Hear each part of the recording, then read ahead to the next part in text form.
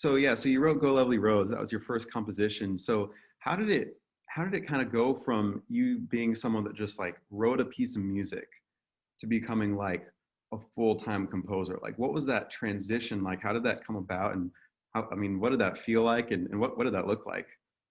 It's it's such a good question. And there's the movie version and then there's the actual version. And the movie version is I wrote that piece, and then almost immediately afterwards I wrote a piece called Cloudburst. And for this high school choir that was in Las Vegas. And that those two pieces kind of started to get this buzz, and then they got published and I started getting commissioned, and then I went to Juilliard for my master's degree. That's the movie version, right? The actual way that it happened was I just spent years and years in the wilderness. Like I wrote Go Lovely Rose, I wrote Cloudburst, and then I just had this hunger for it, right? And I remember going, I don't know how many countless times I would just ask local high schools if I could go in and work with their kids. Just, I had no idea even what I was doing. I had no idea how to compose or to conduct, or frankly to compose, but just, I would just try things out. I would bring in a page of something and have them. So I was just in the wilderness, and it wasn't that I had a plan at all for a career. I just was hustling in every way that I could think of. And that would be as simple as trying to get a good recording of one of the pieces and then just mass mailing it. You know, this is in the days before email. So literally mass mailing to every conductor's address I could get a hold of, and maybe get one response in 50, something like that. Or I remember when I first started in Juilliard, there was this, at the time, a really legendary choir named the Greg Smith Singers. They were known for, you know, they premiered works by Stravinsky and Poulenc, and they were just this pinnacle group. And so I got their phone number from the phone book, and I called up and said to the secretary, who I later learned on was just Greg Smith's wife. I said, I'd like to have a meeting with Greg and show him my music. And she said, well, he only has office hours on Monday. Can you please call back next Monday? Sure. So I called back on Monday. He's very busy. Can you call back next Monday?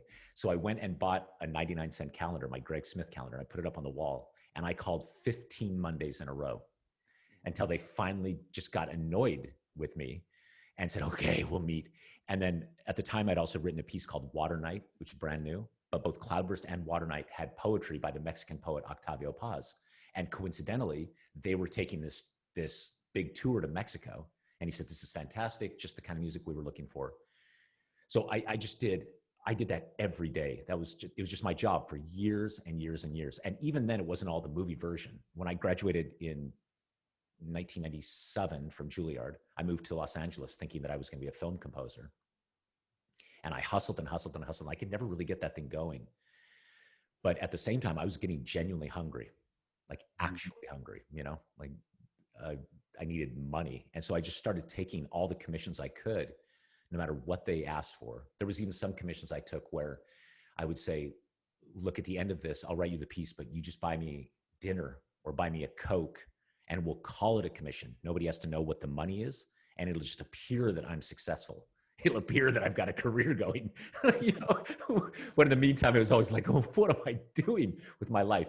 And it felt like years and years and years of kind of pushing and pushing and pushing. And then the way I remember it is that the internet hit, and especially this program called Napster back in 2000, 2001, and LimeWire. It was the first peer-to-peer file sharing program.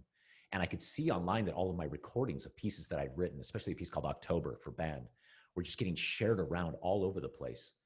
And so I made a website. And then for the first time I saw, oh, wow, people are starting to contact me. And I remember it was about 2004, 2005, so 10 years into it, that I felt like there was a flip, that I had stopped like spending all of my time hustling and was spending more of my time managing the career, if you know what I mean. Yeah.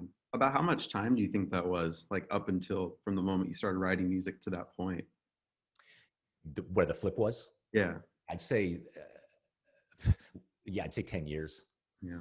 At least 10 years. And it was super bumpy, right? There would be moments of what seemed like success, and I'd gone forward, and then like, nope, nothing. And then some forward and back. And also within all that time, I was learning about the publishing world. I made a whole bunch of mistakes early on where I thought it was important to have my pieces published with a publisher, you know, to just look like I was having a career. And so when you sign with a publisher, you sign away your copyright. They own it until 75 years after your death. And so up until 2001, everything I'd written for choir is with a publisher. It's owned by somebody else. And in 2002, I wrote a piece called A Boy and a Girl. And it was so important to me, just spiritually, that I decided that I was going to self-publish it. And that made all the difference. And then, then I also started to kind of build a career as a publisher.